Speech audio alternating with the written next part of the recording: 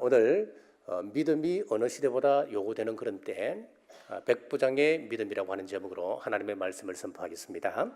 우리가 신앙생활하면서 믿음이 무엇인가를 정확하게 이해하고 그 개념을 정리하는 것이 굉장히 중요합니다.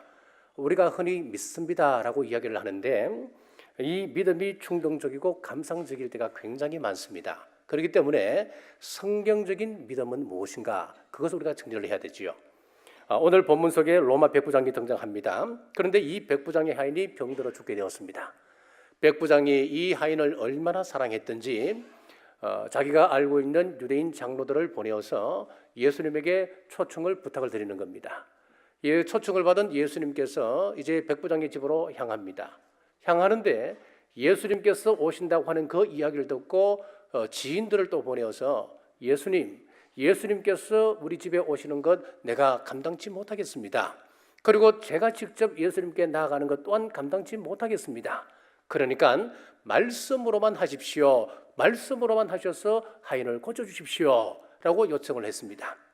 자, 그 이야기를 듣는 우리 예수님께서 이스라엘 가운데서도 이만한 믿음을 찾아보지 못하였다, 크게 칭찬하셨습니다.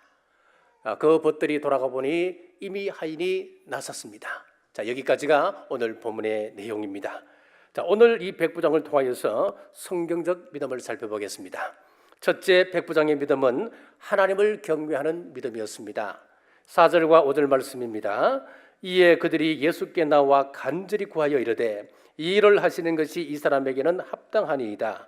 그가 우리 민족을 사랑하고 또한 우리를 위하여 회당을 지었나이다 하니, 백부장은 하나님을 경외하는 믿음을 가졌습니다.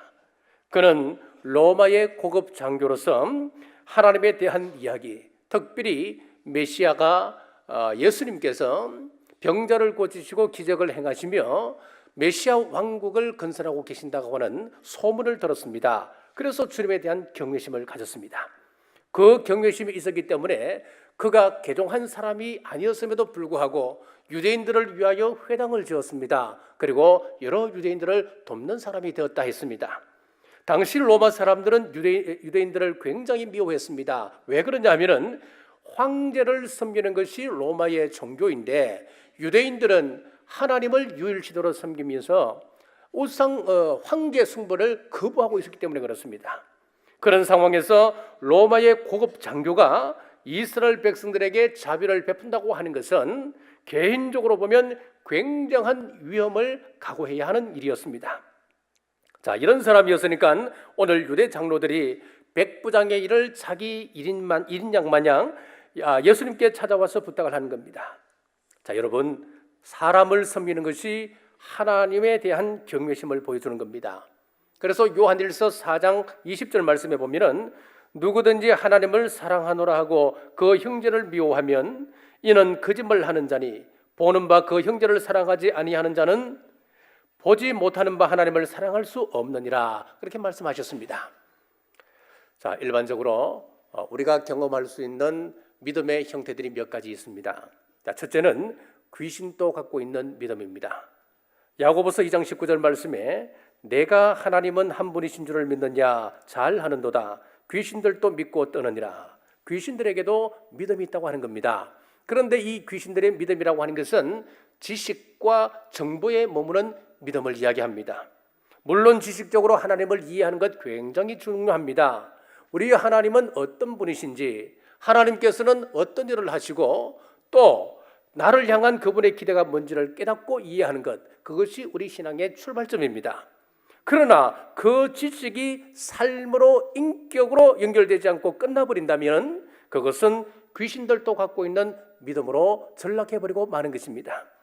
예수님께서 지나가실 때에 귀신 들렸던 자가 먼저 알아보지 않습니까? 그 사람을 장악하고 있는 귀신이 왜 나를 괴롭게 하느냐, 다윗의 아들 예수여, 하나님의 아들이시여, 메시아여, 정확하게 고백하고 있지 않습니까? 자, 그가, 이 귀신이 이 예수님의 그 존재에 대해서 정확한 고백이 있다 하더라도 그 이후에 예수님을 경배하거나 예수님께 복종하기 위하여서 자기를 내려놓지는 못하는 겁니다. 우리 가운데 이런 지식만 가지고 신앙생활하는 사람은 없습니까? 판단하고 비난하고 정죄하기를 잘합니다. 삶으로 연결되지 아니하면 그것은 불행입니다. 자, 두 번째 믿음은 충동과 느낌만 갖고 있는 믿음이 있습니다. 어떤 감동을 받았을 때, 야, 나도 이제 일을 좀 하자. 나도 이제 교회 일을 좀 감당해야지. 자, 그런 뜨거운 생각이 일어날 때가 있습니다. 그러나 유감스럽게도 지식이 없기 때문에 어디로 가야 할지, 무엇을 해야 할지 그냥 뜨겁기만 합니다.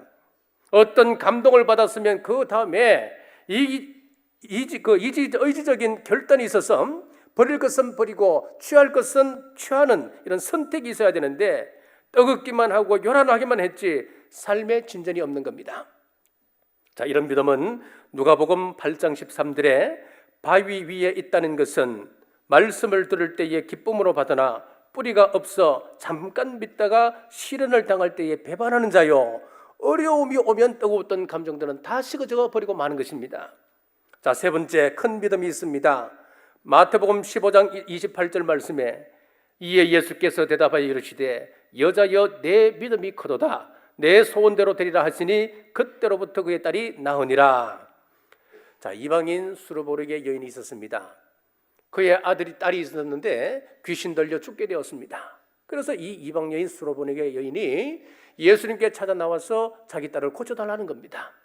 그때 우리 예수님께서 그래 내가 고쳐주면 하시면 얼마나 좋겠습니까?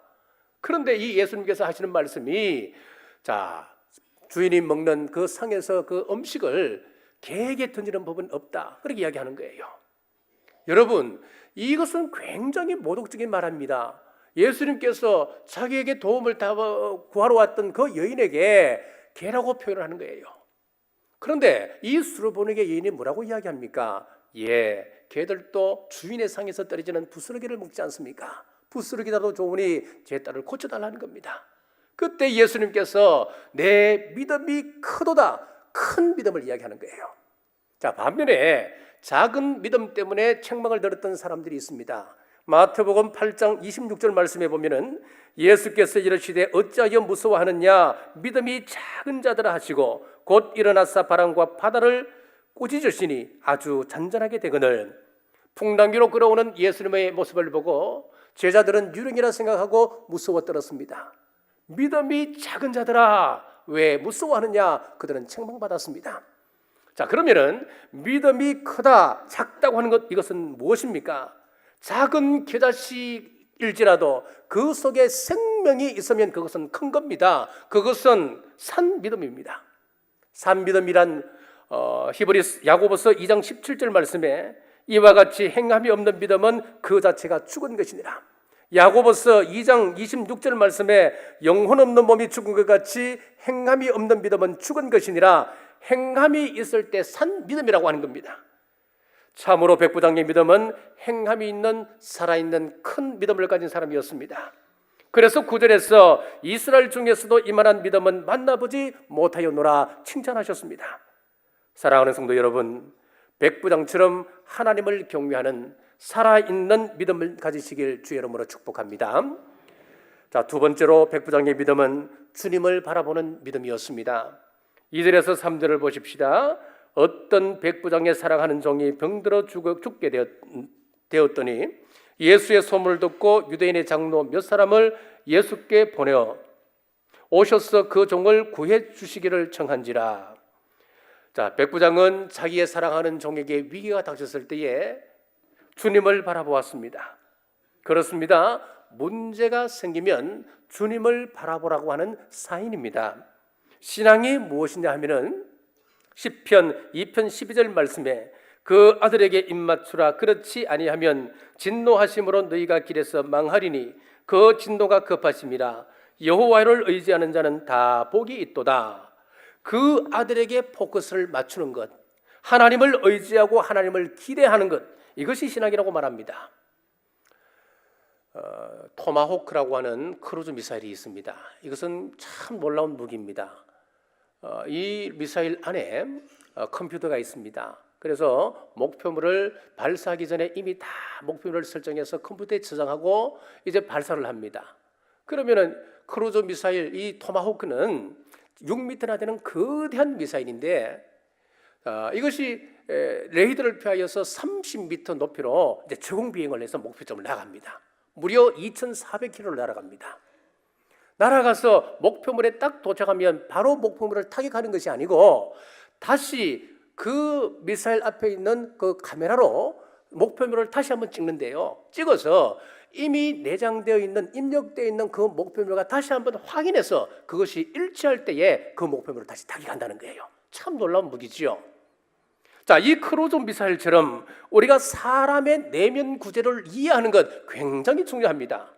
하나님은 우리 내면에 우리가 무엇을 해야 할지, 어디로 가야 할지, 장차 우리의 목적지가 무엇인지 정확하게 우리 내면 속에 그 정보를 입력해 놓으셨어요. 그래서 이것을 신앙적 용어로 이야기하면 비전, 그렇게 이야기합니다. 저는 오랫동안 우리 교회가 펼칠 선교 사역에 대해서 준비하고 기도해 왔습니다. 하나님, 적극적인 선교가 아니라 우리 하나님께서 진정으로 원하시는 하나님의 뜻 안에서 이루어지는 선교지를 허락해 주옵소서. 그러던 중 미얀마를 소개받고 지난주 미얀마에 가서 선교사님을 만나서 미얀마 선교에 대해서 짧은 시간이었습니다만은 깊은 공부를 하고 왔습니다. 가서 선교사님에 대한 제 나름대로의 테스트를 했습니다. 이분의 선교 마인드나 그리고 현지인을 대하는 그 사람의 태도, 개척교회 운영과 사역자들에 대한 재교육, 선교 후원금 사용처 등등을 알아보았습니다. 짧은 시간이었지만은 그 선교사님 마음속에 이 믿음의 씨앗과 하나님을 향한 뜨거운 사랑과 영혼 구원을 향한 열정을 확인할 수 있었습니다. 미얀마는 잘 아시겠습니다만은 과거 이름은 버마였습니다. 우리 어르신들은 다 아실 겁니다. 이 버마가 옛날 박정희 대통령 시절 때는 그 박스컵이라고 축구 그 대회가 우리나라에 있었거든요. 그때 이 버마 팀하고는 항상 결승전에 올라가고 항상 이런 했던 그런 나라가 이 버마였습니다. 축구를 잘하는 나라였습니다. 자, 그런데 버마 아웅산 그 묘지 폭파 사건 이후에 우리나라와 단절이 되었습니다. 단교가 되었어요. 그리고 다시 수교가 재개된 것은 불과 7년밖에 되지 않습니다. 그런데 이 선교사님은 단교된 상황 속에서 그날에 들어갔습니다. 그러니까 17년 전 이번에 나이가 30대 중반에 정말 목숨을 걸고 순교하는 마음으로 미얀마에 아직까지 제대로 선교사가 들어가지 않은 그때에 그 땅에 들어갔더라고요. 자, 그래서 참 제가 이분을 만나면서 하나님께서 우리 남부교회에 참 사람을 좋은 사람들 붙여주시는구나, 인통의 복을 주신다, 다시 한번 감사를 드렸습니다.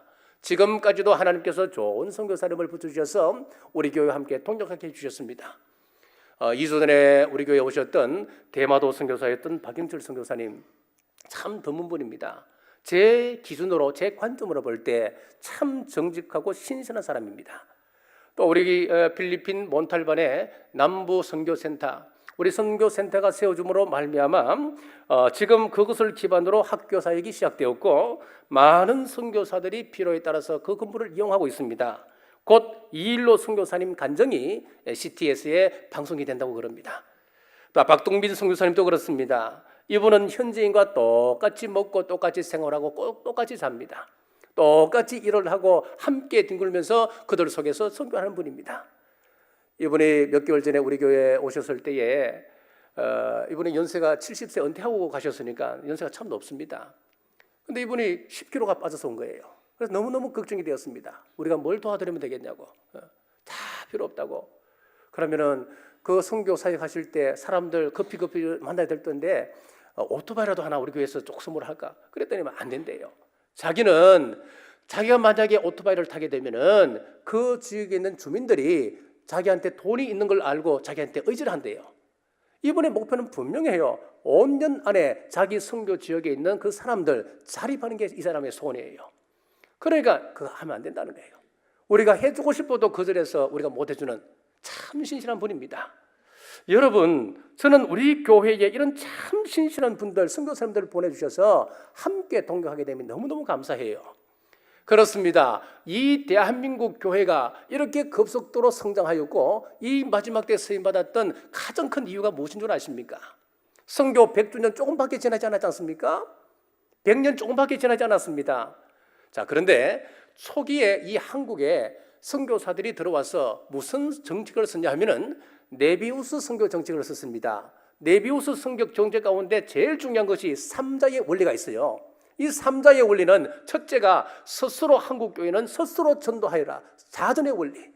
한국교회는 선교사들 의지하지 말고 스스로 일어나라, 자립의 원리. 한국교회 안에 혹시 문제가 생기면 우리들한테 기대하지 말고 스스로 그것을 치료하라, 자치의 원리. 이 삼자의 원리가 있었는데 한국교회가 이 삼자의 원리를 철저하게 준행했기 때문에 지금 이렇게 쓰임받고 있거든요. 지금 우리가 후원하고 있는 이 선교사님들 거의 이 삼자의 원리에 잘 지금 원리를 따라가고 있다는 것을 확인할 수 있습니다. 17년 동안 그곳에서 이분이 25교회를 개척을 했습니다. 그리고 지금 더 기가 막힌 것은요, 감사한 거는요, 그 25교회 그 모든 교회에 현지인들 사역들을 잘 키워서 그분들에게 교회를 다 맡긴 거예요. 한 교회들마다 현지인들 30에서 40명 정도 출석을 하고 있고 어떤 교회는 부흥하여서 교회를 정축한 교회도 있습니다. 자, 김동연 선교사님도 이 삼자 원칙에 충실하고 있음을 제가 보고 왔습니다.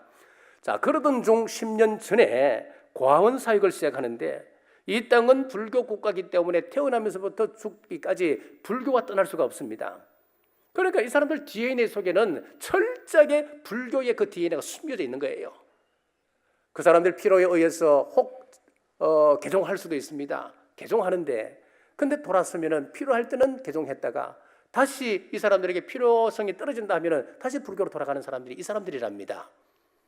자, 그래서 어른들을 전도하는 것은 참 힘들기 때문에 이 아이들, 버려진 아이들, 과도를 모아서 과원을 운영하면서 어릴 때부터 철저하게 신앙교육을 시키면 이 사람들이 자라서 목사가 되고 교회 지도자가 되어서 이 땅을 변화시켜 나갈 수 있다. 자, 그런 신념으로, 그런 신앙으로 지금까지 고아운동을 잘 운영하고 있었습니다.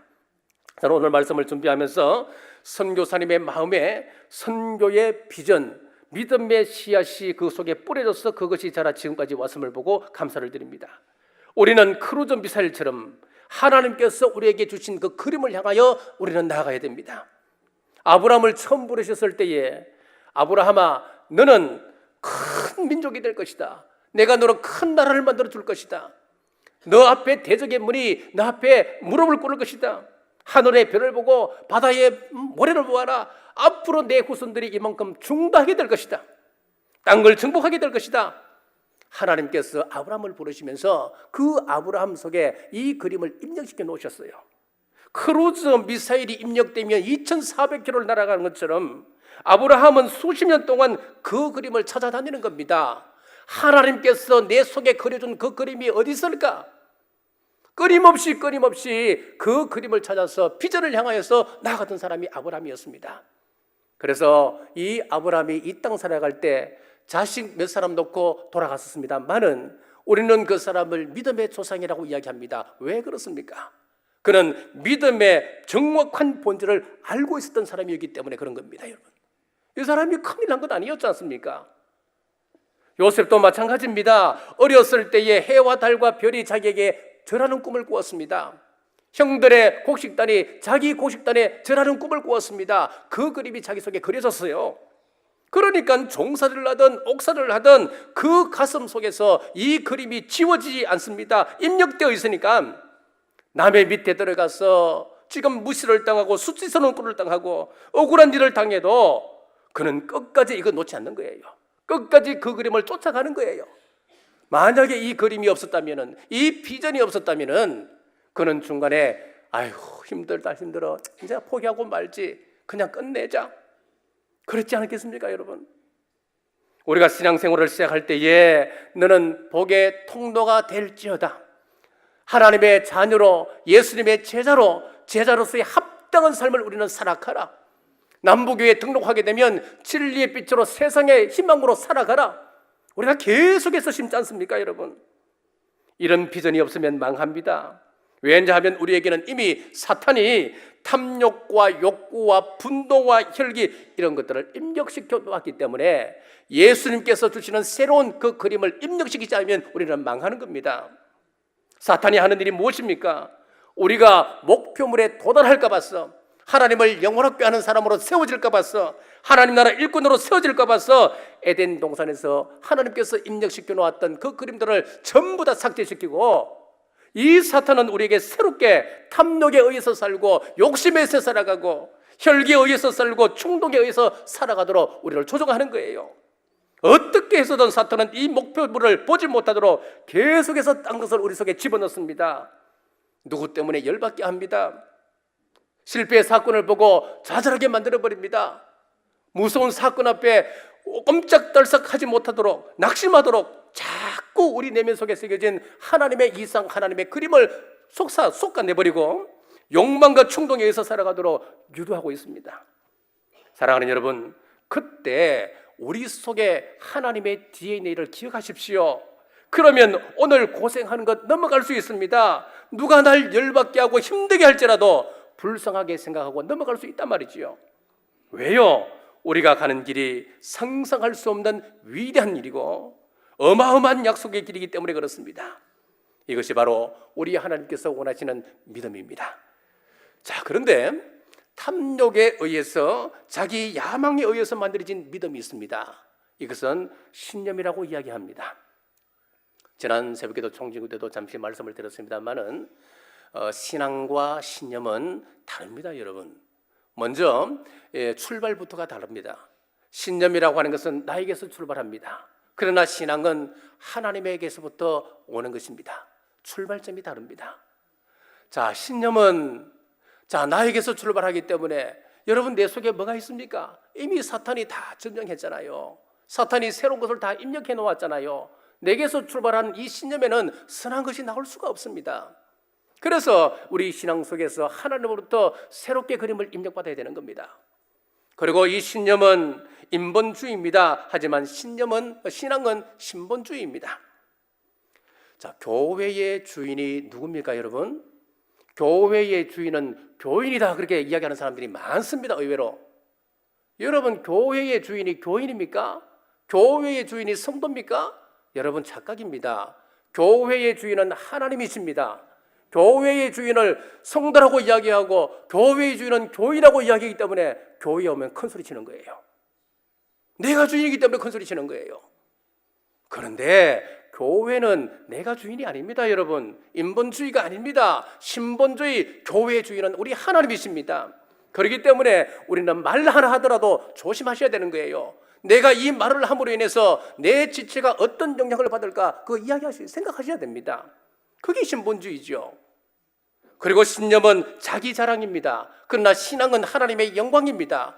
입만 띄면 가정 이야기합니다. 입만 띄면 자식 자랑합니다. 학벌 자랑합니다. 여러분, 이것은 자기 자랑, 이것은 신념입니다. 그리고 이 신념은 고집이라고 하는 형태로 나타납니다. 그러나 신앙이라고 하는 것은 이 순종이라고 하는 형태로 표출됩니다. 자, 그러므로 우리 입장에서 아무리 완벽한 계획을 했다 할지라도 그것이 하나님의 영광이라고 하는 입장에서 생각해 볼 때에 하나님께 영광이 되지 않는다면 내가 비록 완벽한 계획을 할지라도 그것 포기하고 제가 내 것 내려놓고 순종하는 것, 그것이 바로 믿음입니다. 자, 떠오르는 생각이라고 다 따라가시면 안 됩니다. 하나님이 주신 생각이 있습니다. 그분의 나로 향한 약속 그리고 계획을 확인할 수 없다고 하면 우리는 엉터리 인생을 살아가고 있는 겁니다. 신념을 신앙으로 착각하고 살면 고생은 고생대로 하고 결국 빙빙 제자리 돌다가 거기서 우리는 끝을 내고 마는 것입니다. 광야 이스라엘 백성들에게는 하나님께서 입력시켜 주신 목표가 있었습니다. 그 목표가 무엇이었습니까? 가나안 땅이었습니다. 이걸 수도 없이 반복시켜서 그들 마음속에 형상화시켜 가시는 것 아닙니까? 그것이 40년 광야 생활입니다.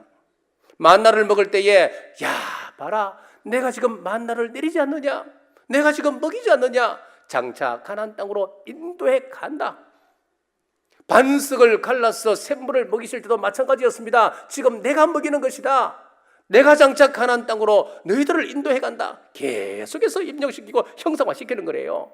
그런데 이스라엘 백성들은 그것 다 무시하고 자기 속에 만들어진 탐욕의 그림을 가지고 있었습니다. 그러니까 어떻게 이야기합니까? 야, 만나 애굽의 음식보다 맛이 없어. 애굽에는 고기가 있었는데 여기는 부추도 없고 마늘도 없고 그러고 이야기하는 거예요. 계속해서 불평하고 대적하고 싸우다가 결국은 광야에서 망해져 가는 것이었습니다. 사랑하는 여러분, 히브리서 12장 2절 말씀에 믿음의 주요 또 온전케 하시는 이인 예수를 바라보자. 오늘 백부장처럼 문제 앞에 우리의 영원한 꿈인 예수 그리스도 바라보시길 주님의 이름으로 축복합니다. 세 번째 백부장은 주님께 도움을 요청했습니다. 3절 중반절입니다. 유대인의 장로 몇 사람을 예수께 보내어 오셔서 그 종을 구해 주시기를 청한지라. 여러분, 이것은 기도신앙을 이야기합니다. 시편 118편 8절에서 9절 말씀에 여호와께 피함이 사람을 신뢰함보다 나으며 여호와께 피함이 방백들을 신뢰함보다 낫도다. 우리는 문제가 생기면 사람부터 찾습니다. 검찰청에 친척은 없는지 형사는 없는지 사람부터 찾게 됩니다. 그런데 오늘 말씀해 보니까 우리가 위태한 일을 당했을 때 하나님을 의지하라, 하나님께 기도하라라고 말씀하고 있습니다. 그렇습니다. 어떤 기도는 적극적인 응답이 있습니다만은 또 어떤 기도는 오랜 시간을 두고 응답이 올 수도 있습니다. 아브라함 같은 경우에는 하나님의 부르심을 받고 25년 동안이나 오랫동안 기다리며 기도하게 하셨습니다. 이삭도 40세에 결혼하여 60세에 아들을 낳는데 그 20년 동안 오랫동안 기도하며 훈련을 시키는 것이었습니다. 명포수는 오랜 훈련을 거쳐 언제 어느 때 살아온 명수가 나타난다 하더라도 당황하지 않고 침착하게 방아쇠를 당길 수 있는 사람, 그 사람이 명포수 아니겠습니까? 마찬가지로 기도 훈련이 오래되어 있는 사람은 문제 앞에 당황하지 않습니다. 기도하며 응답을 기다립니다. 자, 오늘 백부장처럼 문제 앞에 기도하는 여러분 되시길 주의 이름으로 축복합니다. 그리고 마지막으로 백부장은 철저하게 순종하는 믿음을 가지고 있었습니다. 7절과 8절 말씀입니다. 그러므로 내가 주께 나아가기도 감당하지 못할 줄을 알았나이다. 말씀만 하사 내 하인을 낫게 하소서. 나도 남의 수하에 대한 사람이요 내 아래에도 병사가 있으리. 이더러 가라 하면 가고 저더러 오라 하면 오고 내 종대로 이것을 하라 하면 하나이다. 자, 이 말씀은 주님은 내 상전입니다. 내 주인입니다. 말씀만 하시면 언제든지 복종할 준비가 되어 있습니다. 그런 의미입니다. 여러분, 예배를 드리면서 주님 말씀만 하십시오. 제가 듣겠습니다. 현실은 고통스럽고 극한 상황으로 치닫고 있을지라도 하나님께서 나와 함께 해주신다고, 하나님께서 나와 동행해 주신다고 말씀하신다면 저는 어디든 가겠습니다. 우리가 예배드리고 우리가 말씀하고 우리가 기도 드릴 때마다 주님 말씀하십시오. 제가 들을 준비가 되어 있습니다. 멈추라 하면 멈출 것이고 가라 하면 가겠습니다. 자, 이 순종의 신앙을 주님께서 보시고 이스라엘 사람들 가운데서도 이만한 믿음을 찾아보지 못하였다. 극찬을 하셨습니다. 건강의 문제로 힘드십니까? 다른 사람은 건강하게 한평생을 즐기면서 살아가시는 것 같은데 나는 왜 이렇습니까? 암 수술을 5번 합니다. 어떤 사람은 8번 하는 사람도 있습니다. 왜 이런 어려움이 나에게 찾아옵니까? 경제적으로 힘드십니까? 지금 이 나라 경제를 보면은 자동차 업계를 비롯해서 대부분 사업들이 힘듭니다. 하지만 우리는 하나님을 신뢰하는 사람들입니다. 현실은 어려워도 우리 주님 바라보시기를 바랍니다. 극한 상황일지라도 주님 기대하시고 철저히 말씀 앞에 순종하는 우리 모두 되시길 주의 이름으로 축복합니다. 이방인 백부장이 믿음으로 문제를 해결한 것처럼 우리 또한 시련이 올 때 우리의 믿음을 작동시키셔서 하나님을 경외하고 주님 바라보며 기도하고 철저히 순종하여 문제 해결함 받으시고 우리 주님 다시 오실 때 큰 믿음을 가진 자여 칭찬 듣는 우리 남북의 모든 성도님들 되시기를 주님의 이름으로 축복합니다. 오늘 믿음으로 승리의 삶을 살기를 원하시는 하나님 감사합니다. 성도는 환경으로 살지 않고 믿음으로 살고 주님을 나의 힘, 나의 피난처, 나의 산성으로 고백하는 사람들입니다. 이제 암담한 환경에서 주님께 눈길을 돌려 주님만 바라보고 주님만 기대하며 기도하는 백부장의 믿음을 저희들도 소유하여서 큰 믿음이라 칭찬받고 우리 주님 다시 오실 때 천국 백성 되게 하여 주시옵소서. 다시 오실 예수님 이름으로 간절히 기도드리옵나이다.